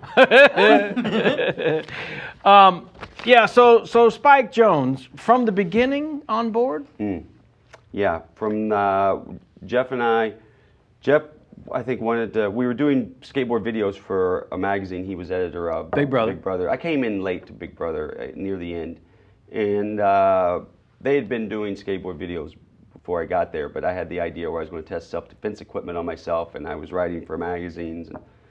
And Jeff was the only one who would support me. And like everyone was like, we can't have anything to do with that. They like the idea, Right. But you know, Jeff gave me support, and so Jeff. We had a really great group of guys, or Jeff had assembled. You know, Wee Man had worked for Big Brother off and on when Jeff wasn't firing him. Pontius. I think Jeff fired most of our cast from Big Brother at one point, but he'd always hire him back. Right.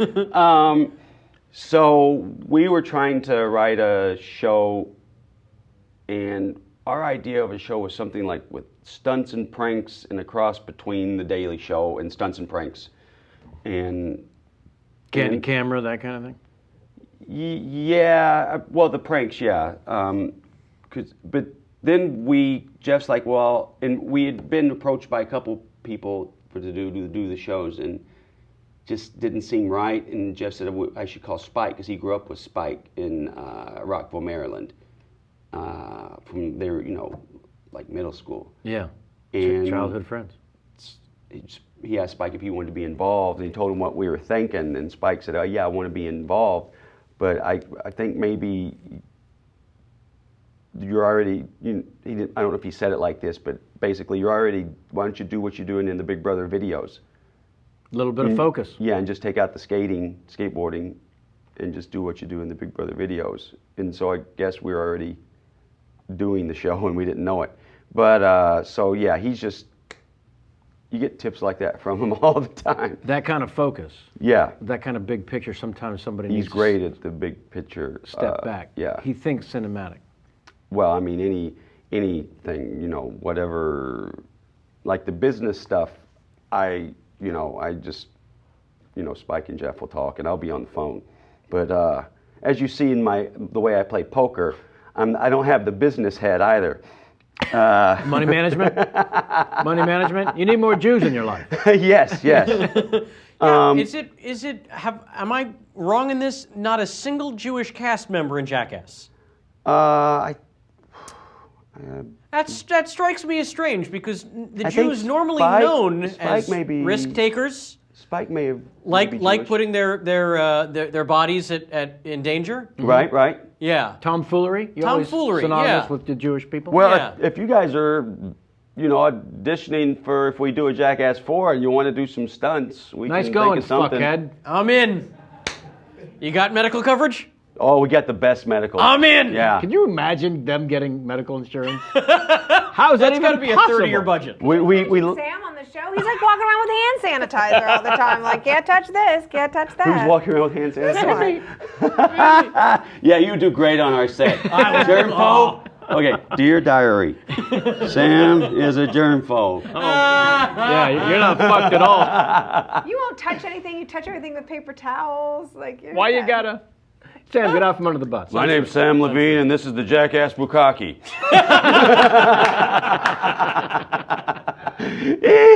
Boom.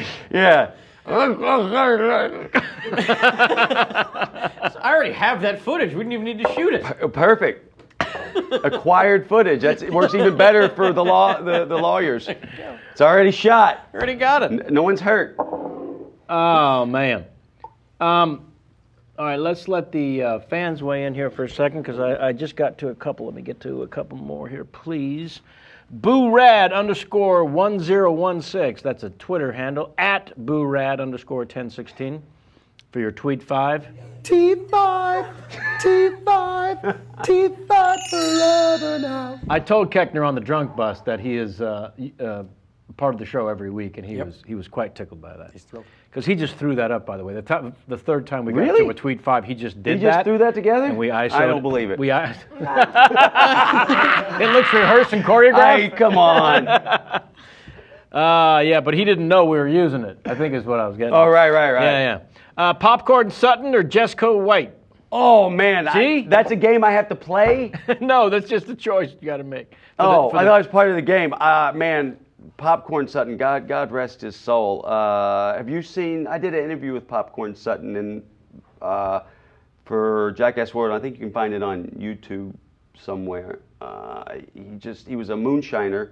And do you know anything about Popcorn? No, sir. If you called Central Casting and said, send over a moonshiner for our movie, and they sent Popcorn, you would say, fuck off, that's too, no one's going to believe that. Two on the nose. I don't know if you can pull up a picture of Popcorn Sutton on the web. Guys out of there, Popcorn Sutton, make it happen, please. But he had been moonshining Tennessee, pretty near my house for, I don't know, his whole life. We just got a picture. Jamie God. found one. The lost member of the homeless version of ZZ Top. Yeah. There he is.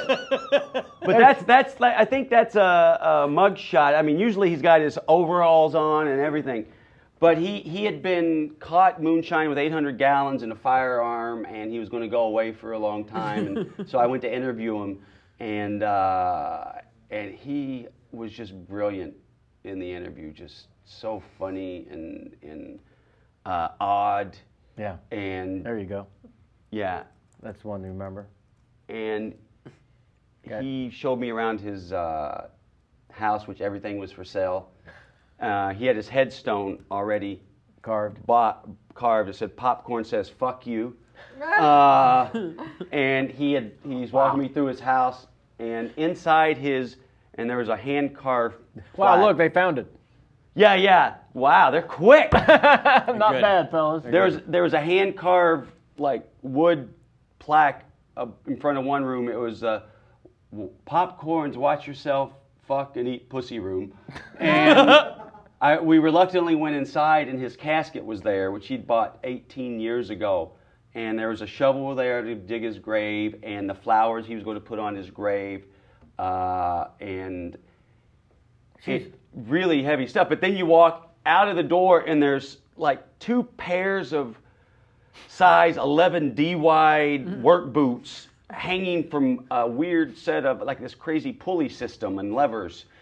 And then there was this there's this table with a foam, memory foam with a stain on it, and I guess that's where him and his wife got business done. And but he was such a sweet guy, and he was so scared about going away. And I think the day before he was supposed to report, he took his life. We ran a tube from his car pipe into his car, and it was really sad because he's just a scared old man. Right. I mean, I walked in his room, and beside his bed were like 40 or 50 candy bars. I'm like, what's going on there? And he goes, I get up in the middle of the night and I'm shaking, and I just eat one and I calm down. And I said, are you diabetic? He goes, I don't know. But he did know his wife's diabetic, but he just, right. I don't know. I love Popcorn. I love Jesco too. Sure. But not as many people know about Popcorn Sutton as they know about Jesco. Right. And also that Popcorn had been running his own business, as it were. Right. For years and years. Whole life, it seems like. I think someone's has got together with his widow. Maybe it's Hank Williams Jr. got together with his widow, and they're selling a Popcorn Sutton moonshine. So hopefully his widow's making some money. Legacy lives on. Nice. Gone but not forgotten. Hot chicken or fried chicken? Hot. Paper cuts or highlight? Highlight.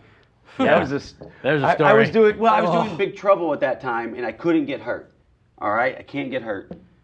So we got to film the show. We owe episodes, and so I'm like, okay, I can do highlight because they're going to be throwing oranges and it'll be fine. But they're throwing oranges like 120, 130 miles an hour. And when you see it on TV, I don't know if we showed the whole thing, but at first we face the highlight players, just standing there covering our nuts with our head down, which if it hit us, I'd probably break our neck and it would have just blown my knee out, exploded. Finally, someone a little brighter said, hey, maybe you should turn around. They were coming so fast. 100 miles an hour, that's a bullet. Easy, It's gonna go through so fast. And so that was our idea of not getting hurt. Take one in the ass. You're You're done for. That's a whole nother story. White or wheat? What? Skateboard or General Lee? Oh, fuck. Right? I'm not. Yeah. I can't. I suck driving. I suck skating. I got skateboard. I don't know. How's that for a definitive answer? Nicely done. Sean Williams sat in that chair. We had ourselves a nice chat. I love that guy. Thank God he was driving, because I probably had a few drinks on that movie. Just a little. Just a little. Yeah. He actually got really good at driving. Did he? Yeah, he did a lot of the driving things himself. So good on him. Yeah. Oh, this was a good one. As a window into the flavor of Knoxville. Mustardy. You asked Brad to share, Brad Renfro in the article for Interview Magazine, share with you which characters from his childhood in Knoxville might have stood out a little. And he told you about his friend's dad who shot up an AA meeting where his wife had bad-mouthed him and the members threw chairs and donuts at him till he whipped out his gun. Does that sound like Knoxville? Parts. Parts of Knoxville. Over in the McAnally Flats. Yeah. Brad was such a sweet guy and such a great actor. Yeah, he really was incredible. I talked to a casting lady who had cast him for, I think, his first role. And she said that they'd seen all these kids, and I think some guy from the juvenile hall where recommended him for audition. I forget the movie. Yeah, no, it's a Joel Schumacher was it film. The Client? Yeah, The Client. The Client. And Yeah. Schumacher was desperate to get an unknown after Yeah. he'd seen all these tailored kid actors come in. Yeah, and so it got down to it was Brad and this one guy, another kid, and the casting lady's like, okay, Brad's the one you want. He's brilliant. He's fearless. He's brilliant. He's the one you want. And he came in for the audition that morning, and he was just slouched in his chair. He's 12, slouched in his chair, pissed off. And they asked him to do his lines. He would just kind of half-ass it and just not being cool with anyone or the director. And so he gets out of the audition, and I guess it was Schumacher. It was like, what was that? You know, this is the guy you wanted? Yeah. And then the next kid comes in and is just really like on it, just doing his lines and how are you? And just, I can work with this guy. Yeah. And so the casting lady went and researched in, and what had happened, I think Brad was staying with his aunt or someone who brought him out to LA, and he had raided the mini bar that night before the audition and just drank like half the mini bar. So he came in and he was hungover. He was a hungover 12-year-old. Yeah. Yeah. And so she's like, well, can we do it one more time? So they set up another audition. And I don't know if this is, I think I remember this. I think they made him sign something that said he wouldn't drink or smoke for a week before the audition, and he was 12. Oh man, I was really sad when he passed, but he just had so much spirit. And really great actor. You almost stopped him from borrowing a yacht. Oh wow!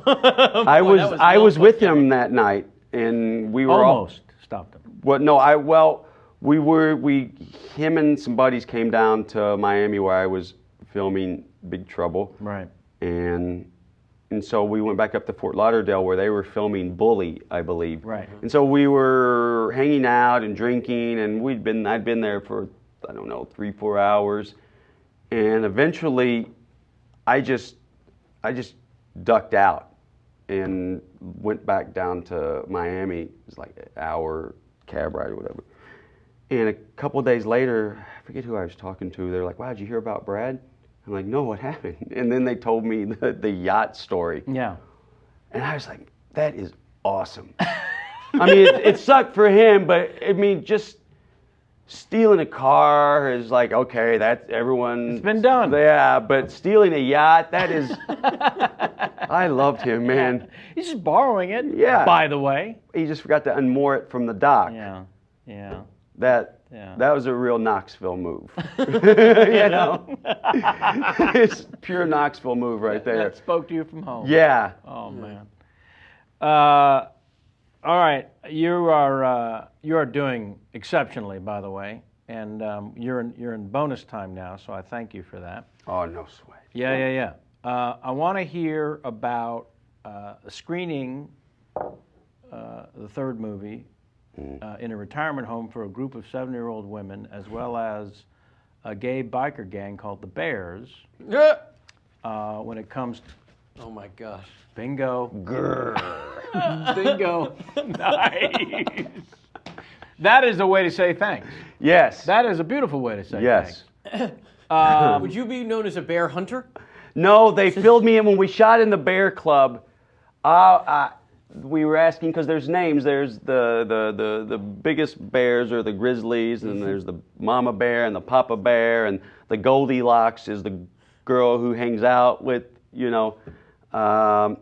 And I think that there's an otter who, when someone's younger and hairless, you know, they're not a bear yet. They're like a bear in training. They're an otter. Fluffer. Yeah, there's Also a cub. Sure. So they told me I was a wolf, which is a older, skinny gay guy. And I'm like, what? Older? Shit. So I'm a wolf. Uh-huh. But there's the magazine American Grizzly. It's like Playboy for Grizzly, and they're, you know, like 350-pound guys posing, you know, like they're in Playboy. And when we were doing the TV show, most of the executives had a prescription for that magazine, one way or the other. And the first one I ever saw was the American Grizzly, and the guy is Alan, and the subtitle was Grr. So it ended up on my arm. When I was doing a movie with John Waters called The Dirty Shame. Yeah. It's about people get hit in the head and they have these sexual awakenings and had all these different weird perversions, like fetishes, not perversions. Sorry, John. everybody. No, John, I love John. There you go, by the way. For American cover of Grizzly. Sorry. Where's the beef? Just to bring it home. Just to bring it home for you, what we're talking about. Oh, it's probably, besides Popular Science, that's my favorite. Anyway, I was so excited because I'm doing this movie on all these fetishes with John Waters, so I want to be in American Grizzly magazine. Hello. They can interview me, and we contacted American Grizzly, going to set it up, and they came back and said that they don't have celebrities in their magazine. And I had never been so hurt. Right. Because I was really, and then I was like, well, go back and see if I can just be on the inside sleeve or something. I was, and then they said no again, and I told John, I'm like, I don't know why this is happening. I'm going to call the editors tomorrow and talk to them, and he's like, you are not calling the editors of American Grizzly tomorrow and beg to be in their He put his foot down. But I really but you know what pissed me off? I saw somewhere where Kathy Griffin was in one of the I don't think it was American Grizzly, it was Bear magazine. She was on the cover and it said Griffin. Oh, that's bullshit. Yeah. So they'll take Kathy, and which, she's great, but. Also a skinny older man. That came out of me. I don't know what was Wait, back to Jackass 3 premiere with the old ladies and the chairs. That's what we were talking about, right? We derailed them from that. No, I derailed myself. Yeah, which is fine. Listen, any of these questions leads to that kind of gold. I don't need to backpedal. I'll tell you what I need to do is thank the fine folks from Mangrate for being one of our sponsors. Do you like the grilling? Do you like to cook at home? Oh boy, do I love the grilling. Yeah. Are you any good at it? Oh, not that great, but I hear the people at Mangrate can help me with that. Well, they can. Yes. Help me with anything meat related. Please. That's a pro right there. Yeah, it is. That is. They pro. taught you well at the American Academy of Dramatic Arts for your 2 weeks. Yeah. It's summertime, people. And that means it's grilling time. For most folks, if you love the grilling, please take advantage of this sweet, sweet offer. Sweet like candy, like Grizzly candy. Grr. From the fine folks at Mangrate Grill Enhancement System. It's the Mangrate Grill Enhancement System. What's a Mangrate, you ask? Stop with the questions. Mangrate, 100% made in America, cast iron grilling grates. They deliver that steakhouse flavor you've been looking for. Well, we've all been to those fancy joints with that fake flavor that they make somehow come out of the kitchen. Well, now's your chance to get it for real, folks. I promise you'll achieve that same damn goodness with Mangrate. I am a barbecue snob myself. They sent me one of these. I was skeptical. They're grills. What am I going to do? Damn it, if it didn't deliver that crazy-ass flavor that you can only get from one of those overpriced steakhouses. If you want to support the show, here's your chance. Take advantage of this $20 Kevin Pollak's Chat Show special today by clicking on Mangrate's banner at kevinpollakschatshow.com. 100% American-made, cast iron, steakhouse quality grilling in your own backyard. $20 off. Kevin Pollak's Chat Show special. Click on the Mangrate banner. All right. You know what? I want to ask about the support from Paramount. You know, it seems like and then we're going to wrap things up for you. I got to get you out of here. It seems like the support system there is, you guys are doing great for us. We don't want to get in the way. But that doesn't sound like any filmmaking studio or corporation that I'm aware of. Not only do they not want to get in the way, like, we don't want to come to the set. We don't want to be within 10 miles of the set. They need legal deniability. What it sounds like. Well, as soon as you step on the set, then you might take a shot. Right, and we keep it focused at the people it should be focused at, but yeah, it's been hands off. It's been great because they know how to give notes on, first act of a script and sure. But you got how do you give a note on the fart mask? Yeah, the fart mask. But you got to run stuff by legal. Right. Yeah, legal. It's worked differently on the TV show. With legal on the first film and getting insurance, and I believe we insured things because at the end of the TV show we lost our insurance. Right. And they said, we're not insuring you. But for the movie they insured things per bit. So this bit will cost X amount of dollars. This one bit we wanted to do, they were going to insure for $5 million, which was most of our budget. So we didn't do that. But right. But on the next two, we just, call this guy Murray in New Jersey, and he hooks us up. But they insure the entire movie, not just per bit. But legal, they'll tell us what they can't have, what we can't do, which we don't hear that a lot, and we just work around it to where we can Get away with it. do it. Yeah, Yeah, little fixes. yeah. It sounds like most of what they're saying to you as a studio is, you really going to do that? It's been great. They Right. and I say they don't give notes, but you know, when the film comes in, they'll have things to say, and you know. How do you deal with the censors? Because I know a couple of the cuts you hand in where you're hoping for R-rated and they get a little NC-17. I think they've all gotten NC-17 at first. First pass. And it's different every time out with the ratings board. With the first movie, it was a little tougher, and it just because there's no like hard line of you can do this, you can't do that.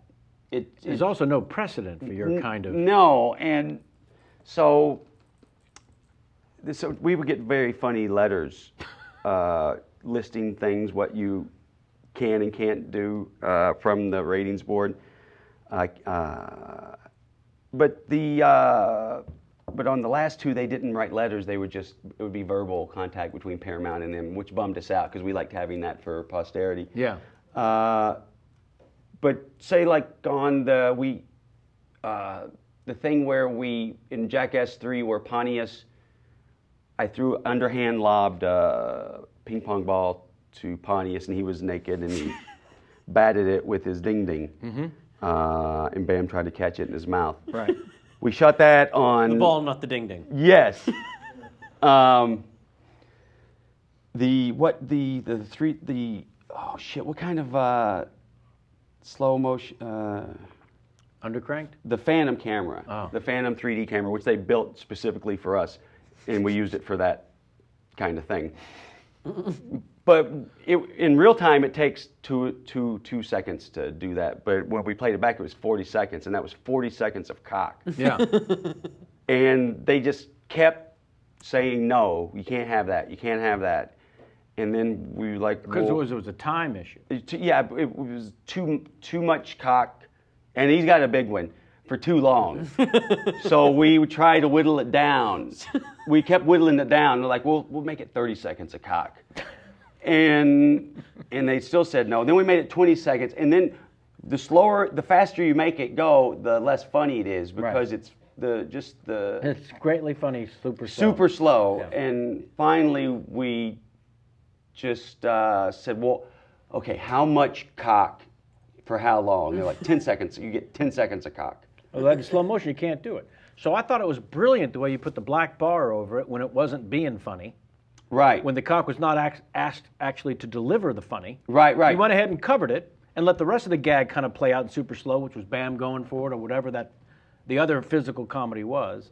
That was kind of brilliant. Who came up with that idea? Honestly, though, when you're making shit up on the fly, like, how do we keep this joke? Well, it was a last-ditch effort, and I think I may have recommended that, and I didn't want to do it. Right. And no one wanted to do it because you're black bar in it, but it kind of worked still, and we had 10 seconds of cock, so we just put the black bar up until, there was just 10 seconds of cock. Just think, if only Pontius had a baby dick, you wouldn't have had to go to all that trouble. Yeah. We let Dunn do it. It'd been like no sweat. You could have like 5 minutes of cock. No one knows the difference. But yeah, Pontius does have a very imposing cock, and he always has it out. Hates clothes. Hates clothes. Party boy. He's the best. All right. I can't thank you enough. Thank you. First of all, let's start there. I'm sorry the 90 damn well turned into 2. Oh, that's fine. But you just kept delivering beyond hopes. I hasten to bring it up, but we do have a part of the show that I have all the. By the way, I love this. The official press release on Jackass 3D. We're going to take the same 3D technology that James Cameron used in Avatar and stick it up Steve-O's butt. That's just beautiful. Marketing. Yeah. Merchandise, marketing. Also, I'm going to ask the question that's been asked too many fucking times, so then my follow-up would be, was it annoying to be asked this too many fucking times? But when you finally did host SNL in 2005, was it a little extra sweet knowing that you had a little bit of a precipice when gearing up to do the pilot for Jackass at the forefront of that, which would be an amazing ride, and still is, versus being cast as on SNL, which is a turning point for some careers and a shutdown for others. So it's not a guarantee of anything. Right. So when you're hosting in 05, is there a little bit of, well, I'm here on the right path? I was just psyched to be hosting. I didn't have any. There was nothing in me that was like, oh, I made the right decision, and I don't really, I don't think like that. The right before we did the pilot for Jackass, I had got offered they offered me a few minutes on SNL every week to do some crazy shit. Yeah. And it was I met Lorne Michaels at the Beverly Hills Hotel, and I had done... He's a salesman. I had done nothing at that point, and I'm just... That's a big apple. It's huge. You know, it's Saturday Night Live, and here we have a show that's going to be on basic cable, maybe, with just me and my friends. And it came along, we were almost getting ready to start the pilot or shooting the pilot, and But to me, I just bet on us and our friends, and it could have been the wrong decision very easily. Only in historic purposes does it have even greater magnitude. You know, at the time, it's just a personal decision, and you got to go with your gut and your instinct and your heart, and there's no reason to look back for. You can't leave. I couldn't leave my friends just out, and you know. But holy cow, does it end up being a magical moment in time where you sort of took the reins of your life, not just your career, into your own hands and said, fuck it. Well, that's kind of my career. But I thought it was, fuck it. I thought it was kind of a beautiful moment then to look back on as a emphasis on the fuck it aspect of the whole thing. Yeah, I never thought about it the way you're putting it. I'm sorry. No, no. It was a big moment in my life. Thank God it worked out like it did, because, you know. Yes. But yeah, that was again like me in front of a live audience. Terror. So scared. Yeah, that opening monologue must have fucked you up a little. Yeah, just. Because the sketches you're surrounded by. I'm not a stand-up. You guys are, you know, like you're brilliant. But you're reading off cue cards and stuff, and still you're not comfortable. No, it's just everyone's looking at me, and it's a crowd, and I'm just like, fuck. The whole cast was super supportive and nice to me. Right. I don't know if I told anyone how scared I was, but I'm sure they felt it. They could smell with it. the weeping and the, you know. They could smell it on you. Sure. Yeah. That was just the booze. A jet ski out of a little pond in front of somebody's home up over a hedge, no problem. But it's different. Just lots of adrenaline and fuck it. Yeah, that helps. No kidding. All right. So the part I hadn't told you about, called the Larry King game. You heard me hint at it at the beginning for the fans to be a part of the show. Remember the articles he would write for USA Today? King's Things. I tried to go on the internet and find those, but I can't find them anywhere. They're so... Well, it's gonna help you to have those in mind in this moment. Oh, okay. We play a game on the show created by our own Jamie Foxx over there. There you go. Called the Larry King game. It's quite simple, really. We're looking for you to create a Larry King moment that he would have had on his CNN show, where he would do a little bumper before going to the phones, and he would share a little King's thing and then go to the phone. So the primer that our fans are sick and tired of, but here it is as the prototype I'll give you, and then you can shoot for one. 3 things, bad Larry King impression. I don't want a good one. Bad one's funny to me, so no pressure. I only want a bad one. And then give me that. No problem. Yeah, right? Then give me that moment where he shares something with the home audience about himself. And you know, he's been around since prehistoric times, so you can go back to his first pterodactyl ride, whatever. And then go to the phone, and if the name of the city is funny sounding, it's going to help. Here's the example, the prototype. Thanksgiving. I like to teabag the gravy boats before the guests arrive. Schenectady, hello. All right, so that's That's the prototype. Just so you know, it's a little King's thing, and you were a fan of those in USA Today, so you know what I'm talking about. Yes, yes. And then go to a funny city, and that's it. Into that camera when you're ready. Take your time. Okay. Wow.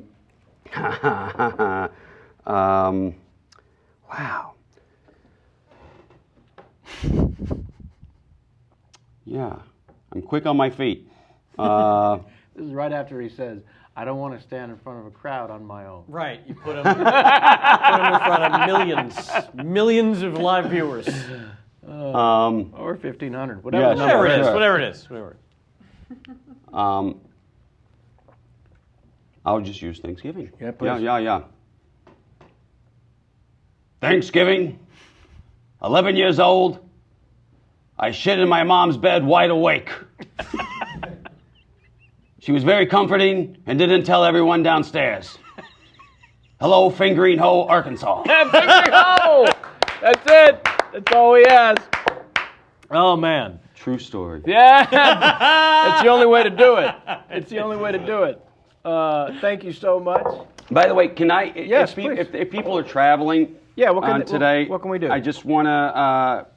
Can I give some weather reports if people are traveling? Please.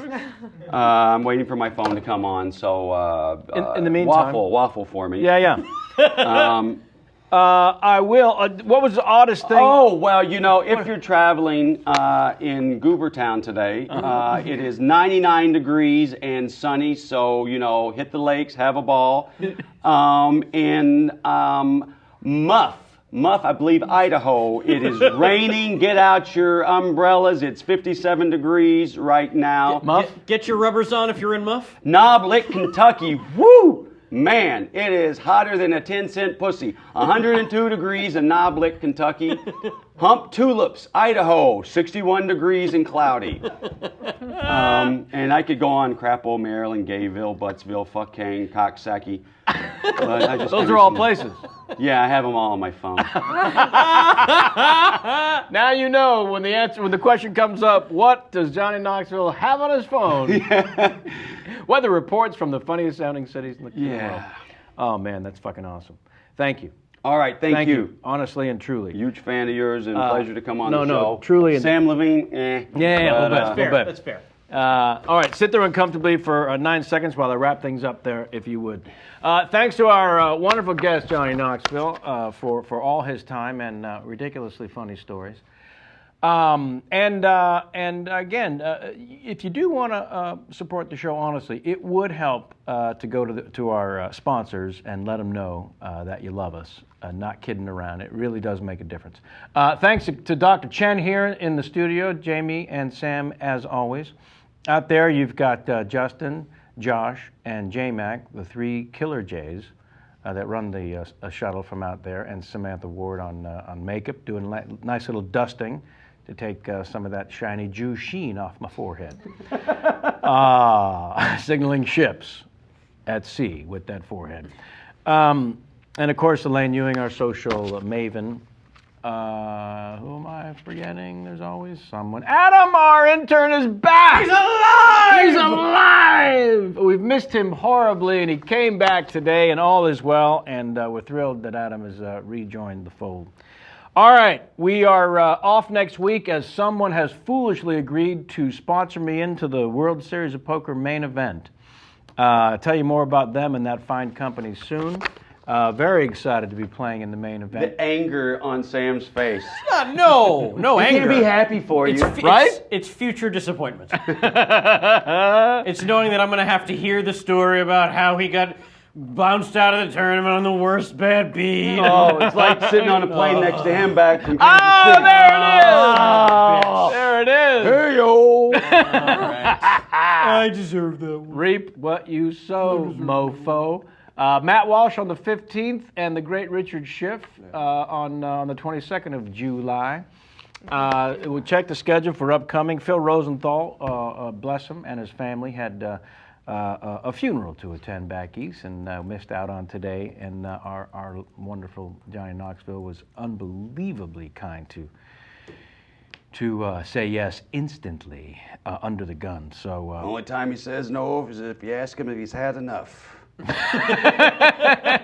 That's the only no you're going to get, Yeah. folks. Have you had enough? So look for the rescheduling of Phil Rosenthal, which is why I bring that up. All right, that is all for now. Thank you. Until next time, and as always, get out of my face. Wow.